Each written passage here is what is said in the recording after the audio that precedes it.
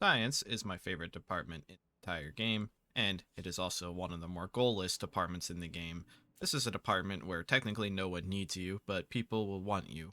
What that means is you are research and development. You cannot develop without researching. We're going to immediately get into all of this, but first we're going to talk about the development part of things. Every science lab, every science department will look a little bit different.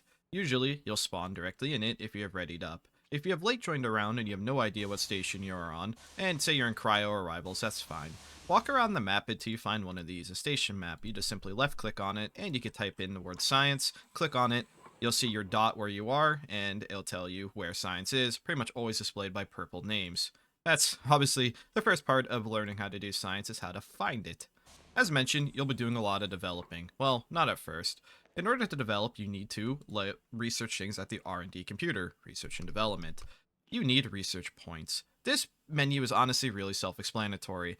Research starts off at tier 1. There's 4 types of researches. There's industrial, arsenal, experimental, and civilian services. Experimental, the purple research, is most likely going to be the one that everyone in your department wants to research first because it benefits you the most directly, and other people still want things from this tech. It's kind of the most loaded tech. It's beneficial for everyone. The other one that's really common is industrial. You typically see civilian and arsenal research last, but this is beyond an intro guide. You will probably have other people decide what to research if you're brand new. If not, ask people what to research. They'll practically pretty much tell you to go experimental and look for your boss, the research director. For example, this is the research director's office. You can always shift click people and examine them to look at their ID of who they are. You can also press E on your PDA, go to programs, go to crew manifest, and it'll tell you who is your research director. That's your boss, and they're supposed to be the ones directing what to research. Protolith, found in the same room usually, is going to be where you will develop all this new tech. Well, most of it. Some of it's restricted to like security tech fabs, but in general, we'll cover this in a bit. And then you also have the circuit imprinter, which is also unique usually to science. This lets you make machine boards, aka I can make another lathe board and then make the whole machine, or I can make a computer. You just need a computer chip for that. We'll also cover that later. These are the 2 unique crafting machines to science. Autolace can be found in other departments. This lets you craft basic stuff, and no new tech will ever come here. What you can craft here is what you can always craft. Of course, you can emag it. Not relevant for this current guide. So how do you research? There are 2 forms of research. One is artifacts. Some stations really like to hide their artifact rooms, so feel free to explore your department. The artifact room on Marathon is literally just back here. It is labeled as toxins, and it's actually the research room. So I can easily see people getting lost to even know the hell this thing even exists. In this room, there's 2 things that we are concerned with. There is the analysis console and the artifact analyzer, and of course we need an artifact. We simply need to put any artifact onto this pad. There are 2 types of artifacts. There's this type of artifact, which I did just activate that artifact, that happens. There's this type of artifact which you cannot pick up, but you can control left click to drag around. And then there's handheld artifacts, and their sprites are visibly smaller or differ from each other, so it's pretty obvious to tell what is what. So you move the artifact on top of this artifact analyzer, and then you will go back to your analysis console, and you'll see this spiderweb tree of research. Some nodes will split off into separate, just like this. So if I complete 528, I can then either do 10 or 489. To do 801, I must complete 722, 822, and 248. You can figure out which nodes are completed because it'll be highlighted in purple, and it will also say status active on the left here. If you have not completed, it will say locked. So we are going to try to activate this artifact. I accidentally activated this one already because the trigger is close inspection, so that means I shift clicked it, and that's close inspection, so I did that. But 248 requires tightening. So we're going to activate the tightening artifact, and all that means is you use a wrench on it. You don't have to activate it in here, and since this is the only thing I have to do, I'm going to wrench it. It will begin to shift in strange ways, and it will complete automatically when I am done with that. The effect was minor implosion, which once it finishes its like brief cooldown period, it will activate that implosion. Artifacts can also be picked up and then press Z and to use the current node that is on. So for example, if I pick it up and press Z, I can activate the implosion again, which as you can see, science can be dangerous sometimes, and I have just spaced a department. Beyond that, That is the basics of node research. So now we go back to the console and we can see, yes, we completed 248, which did cause the minor implosion effect. We lowered 1 durability, and now we have 822 and 248 complete. We still can't see what 801 is because we must complete 722, which 722 is a little bit more complicated one. You basically just can't have any oxygen in there, which we can filter out pretty easily. We just will open this door. Every artifact room will have this. This lets you space it. We will use this air alarm to see what type of air is still in there. So once we have cleared all of that out, to do an oxygen-free environment, we have to reseal it up, and we need to go get a canister of air that is not specifically oxygen. So for example, we can go get a big canister of nitrogen. Every station's a little bit different with this, how you input the gases in, but usually you just follow the pipes or arrows. So in this example, I'm just going to turn on this pump, and we need to get a wrench to wrench the canister down. Do not open the canister, you just have to wrench it.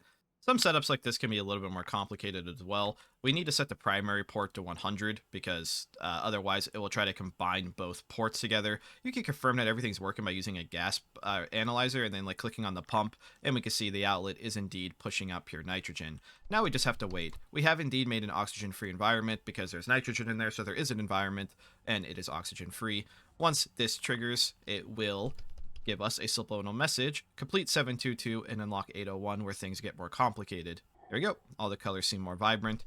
Now we do have an oxygen-free environment, and we do not want to change this because previous nodes will be required for new nodes. So now we need blood, close inspection, tightening, oxygen-free environment, and it'll create a friendly fauna, and we must do this all at once. This is what may confuse people. We cannot do anything relating to 528. We don't want low pressure. We just want to do all of these triggers, and we must do it at the same time. So we just do the previous 3, which if you've already done it, you should be able to do it again. In some cases, it's like you may have messed up and like spaced your plasma, but whatever. The only thing new we need is blood, which to do that, you just get any container. You can syringe your own blood in it or get somebody else's blood. Space station goes there in frequent times. So we just are going to grab our wrench. We are going to grab some blood. You probably would want to use safer precautions because I'm an oxygen breathing species going into a nitrogen only area. So we just wait for it to activate. Now we go in, we splash some blood on it. This will actually extend the time we have to work on it. You must wrench it and also inspect it, which is shift clicking.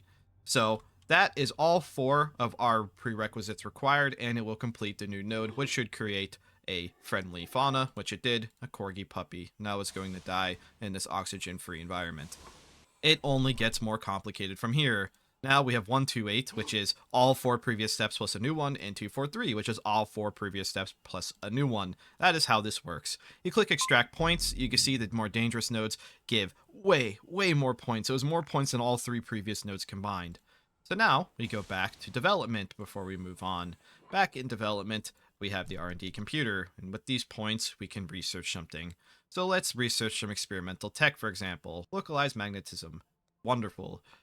So now we have unlocked mag boots, and mag boots again would be made at the proto lathe. That is simply it. It's pretty simple. There has been an update to make things more easy for scientists. Everything put into a computer or a material silo nearby. So this is a material silo. So I put some steel in there, for example, put some glass in here. And you'll notice how it only shows the glass in there. Well, that's fine. If the material silo is not set up, you just go to material silo and you link up everything nearby that you want. It'll tell you where these machines are. I think stations either label them or they might just be auto-labeled. But now we have all of our materials shown up here, even though we put them in different places. And we can make our sweet mag boots. If I put the plastic in, I forgot the plastic. I think you get the point. That is the general gist of making new items. What if you want to make a new machine?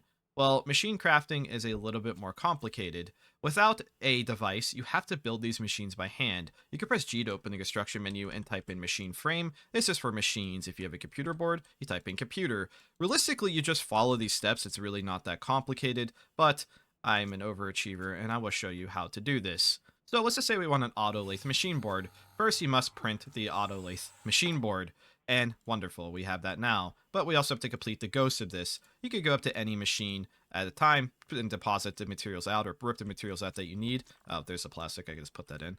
And You can always shift click ghost to see what you need to do next. So I just put in 5 pieces of steel, and now we have a physical object. It is unanchored, so we must anchor it. Well, if I don't have a wrench on me, science is awesome. You can just print this stuff out. So there's definitely a wrench in here. Point proven. You're unstoppable as a scientist. Make whatever the hell you want. Next, we need a low voltage cable. We could go find one of those very easily, or we could just print out a singular one at an auto lathe, not a proto lathe, because this is not a tech item. Put it in there. What's next? Any machine board. So now we take our auto lathe machine board, which requires 4 modular machine parts and 1 piece of glass. Modular machine parts can also just be made at a auto lathe. And you can even do something like type in 4 and click that. Then that'll make exactly as many as you need without having to remember how many you clicked. And we need a singular piece of glass, which we could pull out of any machine, put it back in real quick, get all of our modular machine parts. They stack, so once they're done crafting, you just shove them all in at the same time. And finally, all machines are finished off with a screwdriver. You can print one out or just use one. Try to save some materials. And voila, we have a new machine. You can unwrench it, drag it around, give it to somebody else, replace a dead machine, broken machine. That is up to you. If you ever want to dismantle a machine, you could just right click it. You could begin deconstructing, and it will tell you first you must open a maintenance panel. What that means is you have to use a screwdriver. I know the language isn't very clear. That's kind of Space Station in general. You just kind of have to beat your head at a wall to figure it out. Then you crowbar it. This will turn into a normal machine frame. You could just screwdriver it at this point, but to fully demolish it, you crowbar it again, and now it's back to just being a frame, and you get everything back out. So you can technically hot swap machines out. Since everything uses modular parts now, you need less stuff on you in general, but be cautious. Like how this machine needed a piece of glass. Every machine has its unique requirements, so you can't really just hoard an entire backpack full of stuff and construct any machine. You have to have somewhat of an idea what you're getting into. As you play more, you'll get more used to it for sure. Otherwise, though, people are okay waiting a minute to get something. The second method, and really the only other method to earn research points that science themselves can do, is through anomalies. You go to an anomaly generator, you have to put in plasma. This is always provided around start. 30 plasma gives 2 charges. Then you click generate anomaly. This will create a scientific anomaly literally anywhere on the station. Round start, you're not going to have any tools to help you find this, but keep an eye on your radio. People will shout it out if they see it, practically guaranteed. What do you need to hunt an anomaly? Well, you need an anomaly scanner. Sometimes these are found in the same room. You need an ape, which are always found in the same room, and you need a wrench to move this around. Tools are really important to have as a scientist. Just keep this in mind. So you're going to want to unwrench your ape, and you're going to have to drag this around, keep your anomaly scanner on you, and you're going to have to go find that anomaly. You could just wander around until you find it. Without extra tools, you have no other choice, or wait for somebody else to find it. But if you're not actively looking for it, and the station is even aware there isn't a current anomaly, they might just assume that the anomaly on the station's already seen. So this is a good time to learn how to use your radio. Press T to talk, press tab to go to radio, and let everyone know anomaly, or I mean, obviously give more information than the word anomaly. You can also do :N to talk to science specifically. They'll have the message. Everyone in science gets a message that an anomaly has been generated, but you could say, I'm going to look for the anomaly. Always communicate, no matter what department you're playing. Even service has a great benefit to communicating. This is a roleplay game, so we're going to go find that anomaly and go from there. Once you have found your anomaly, or the anomaly has been found, there's a lot of RNG involved here. Anomalies sometimes are going to be in a really bad spot or a location that is just not safe for the public or for the station at large. In this case, this pyro anomaly is in a pretty bad spot. The pyro anomaly has 2 primary effects. It will set everyone nearby on fire when it pulses, and it will shoot off fireballs when it pulses. It also makes the room hotter, but that's not that big of a deal. We're not going to get into the advanced topics of it. So you grab your anomaly scanner and you left click it, and depending on the current effect of the anomaly, you're going to have no idea what current severity it is, or you're going to know everything. It is very random. Time until next pulse is basically how much time you got until it will do what I just said. Every anomaly is different. This one sets things on fire. That's the general gist of it. This anomaly probably wouldn't be viable to keep in a real round because it's in a public hall. This is a dangerous anomaly to anyone nearby. It's thankfully accessible to us. It's not like in a locked room or like I need access from somebody else to get in. For example, if it was just right behind this door, this is an Atmos door, I can't open that. That would be a problem. So what do you do to handle this anomaly? First, we want to get it stable before we even go back to science. So you need to get your anomaly, your ape in place. You can hover over and press Shift R to rotate it, or you can just right click and do rotate here. Shift R is obviously faster, and then you must wrench it into place. Once it is wrenched, we need to examine our scanner. we can't tell what the hell it's doing. So we are going to actually use transformation types. Transformation types changes behavior deviation. Due to this deviation we have, this is why we're having so many errors. So if we change it, it's going to make it a little bit more dangerous, but we can't even tell what we're working with. So we need to use sigma particles in order to try to change this. You right click it and do select type to change that, and then you just left click the ape to turn it on. Keep an eye out. Every time it hits it, it could change the behavior. So we have changed it immediately. The frequency of pulsation is higher, but strength is weaker. This is perfect. This is actually probably enough to make it safe enough to leave it here forever. So now that the anomaly is stable, you're going to alt-click the ape to lock it so no one else can change it that doesn't have access. And you have to run all the way back to science with your anomaly scanner. You don't have to keep it in your hand or anything. If you put it away, you can always pick it back up and press Z to get this menu back up. We are running all the way back to science, all the way back to science. So when it says it has 25 point output, that is how many research points it's actually making. I think it's a second, maybe every other second. But it's not actually doing that until you come to one of these anomaly vessels. You simply just left click the anomaly vessel and it is now linked up. And you can kind of just leave it like that. Obviously, you want to maintain the anomaly if it's in a safe spot. You want to make sure people aren't getting hurt. But the anomaly itself, as far as the station's concerned, is stable, meaning it won't super crit. Anomalies can be dangerous, but they're really dangerous once they hit 100% severity. When they hit 100% severity, they essentially explode, and each anomaly does something different. For example, the pyro anomaly will set entire hallways on fire and could potentially turn people to ash. So you do not want it to ever hit 100% severity if you're trying to actually be a legitimately good scientist doing their job. Anyways, yeah, we really, in general, as a new player especially, you just want to keep this thing stable and at a low severity. More risky scientists and more experienced players can push the line if they pay more attention to it. There's ways to automate this, but that requires tech. For a basic guide, this is the general gist of it. So what happens when this starts growing? Well, let's go right back and find out. So our anomaly is now growing. You can always tell if it's growing because it'll say it's growing on the anomaly scanner, or very quickly if you go back to science, you'll see that the anomaly vessel will actually have a red blinking light. Well, I guess the light doesn't blink, but it has a beeping sound that is of this specific tone to let you know it is growing. In order to prevent it from growing, we need to use containment types, aka in this case it's delta particles. These are always different. When an anomaly pulses while growing, the severity will go up. This is why growing is very bad if it is an uncontrolled grow. So we're going to swap to delta particles and just turn it on, and we're just going to shoot it one at a time in order to get it back to stable. And now it is stable. If you want to kill an anomaly for whatever reason, you just keep hitting it with containment type particles. This will eventually make it go into unstable, and that light on the anomaly vessel we saw earlier will turn yellow to let you know you need to make it unstable. Or to make it stable again. If you want to make an anomaly go from decaying to stable, you need to swap to unstable types. Makes sense in that regard. But danger type, all that does is increases the severity directly, so it lets you get more control. If an anomaly is decaying, it will die over time, and you could just leave it as is to get a few more points out of a dying anomaly. The pulse strength of a dying anomaly or decaying anomaly is significantly weaker. I'm not even getting burned standing here. So you could leave it like this to get some extra points out of an anomaly in a safe-ish way, or you could just keep shooting it to get rid of it. Typically, it's probably better to just make sure you get rid of it. Anomalies can do weird things when they pulse. They can technically go from stable to growing on their own, or stable to decaying while pulsing. So you have to keep an eye on it. You can't just AFK these entirely. Lower severity anomalies can obviously be ignored longer. That's what makes sense. It's severity. Once that is done, you will get an anomaly core. This is really primarily used to be sold or put in a Gorilla Gauntlet. Gorilla Gauntlet lets you move anomalies around. That's more of an advanced guide. You just keep it. Somebody else will probably want to do something with it. If not, it'll be sold and you can figure that out later. Cyborgs are built and maintained in this room wherever the exosuit fabricator is. There's also usually the cyborg recharging stations.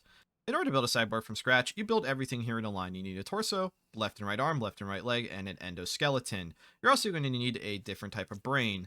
A positronic brain is an artificial brain. This lets a ghost take over it. A man-machine interface is used for putting a real brain in it. So if a player has been gibbed, you could put their brain on this interface, and that could let you revive them as a cyborg. I'll build it real quick, a cyborg real quick, just to show how this works. So let's say we want to let a ghost be able to take over a cyborg. We're going to make everything I said previously, so the arms, the legs, the torso, and we're going to need the brain. There's other things we'll need, but there's machines in science we can make use of. The Robotech Deluxe will have a lot of things we'll need, but we'll just do it one step at a time. Take the endoskeleton, drag it somewhere you can actually see what's happening, and you basically just take every piece and just left click it on at a time. If you shift click it, it'll tell you what needs to be done. So in this case, we need all the limbs and the torso attached, which is exactly what we're doing. Then you put the head on. Once you have the head on, it'll tell you other things we need. You need one low voltage cable. You can find that in the Robotech Deluxe, or print one out on Autolathe if you really need to. Then shift click it again. We need 2 flashes. You can print these out actually at an exosuit fabricator right here, or get 2 free flashes from the Robotech Deluxe. You do need 2 of them. There we go. And we need a screwdriver. You always need tools as a scientist. And that is technically a completed cyborg, but no one can take it over. It also has no battery. So we need to put the brain on. In order to activate the brain, you pick it up in your hand and press Z, and it'll start looking for a player. It will turn colors once there's somebody actually in it. But we could just shove the brain in. But in order to, we must have the panel open. For whatever reason, this will swap to a crowbar, so you just alt-click it to unlock it, and then crowbar it. Then we can shove the brain in. And finally, we need a power cell. Once a player takes it over, they can still technically move without the power cell, so it's not technically required. You can find power cells pretty much anywhere in science. You can rip it out of a flashlight or just whatever. You could charge them. Getting batteries as science is really easily, but we could just rip this battery out very quickly just to finish the process. And now a player could take over this cyborg. What if a cyborg, like a engineering cyborg, wants a new module? Well, the primary thing cyborgs are going to come to you for is repairs and modules. So say they want a thruster cyborg module. These gray modules can fit in any single type of cyborg. They are typically color coded, so if an engineering cyborg comes up to you and they want a specific module and you have it, it'll be yellow. But just in this case, they want a thruster module. This is a pretty common ask. You can give this to any single type of cyborg. You then do the same thing we did before. You alt-click them and crowbar them open. You can also, once this is also open, you could toggle the UI to see what they have. In this case, this cyborg actually has 4 modules already. You can rip their brain out here and rip their battery out too if you need to, but we could just give them that extra module. It, for some reason, like, it doesn't update in real time. You have to reopen the menu, but once they do that, the cyborg will be able to use that new module. Make sure you close them back up with the crowbar before you leave and alt-click them. And that is how you install a new module. If a cyborg ever gets damaged, they're going to come to you asking for repairs. In order to repair a cyborg, you just need a welding tool of any type. It doesn't really matter. And you need some, you don't technically need the welding protection, but you can make welding masks and welders here. So just make them at the autolathe, or if you have them on hand, you just take the welding tool out, press it in your hand, and left click them. Once the bar is done, you'll fully heal them. And that's true if they're even in a critical state down on the ground. That's pretty much Cyborgs 101. Obviously, there's more complications to it, but that's enough to at least get your foot in the door, and that in general is enough, hopefully, to get anyone involved in science. I did not fully explain everything. This would be hours and hours long to really get over all of it, but please don't be afraid to just join the game and ask questions in game to learn it. If you're really like nervous that you're gonna mess up, you can watch this video. I mean, if you're at this point, this is at the end, you've already probably watched it. Or you can watch more of my advanced videos. I do have a few of those. But I still always recommend learning in game. And not to make this any longer, you can ask questions in the comments. Otherwise, thank you for watching and good luck.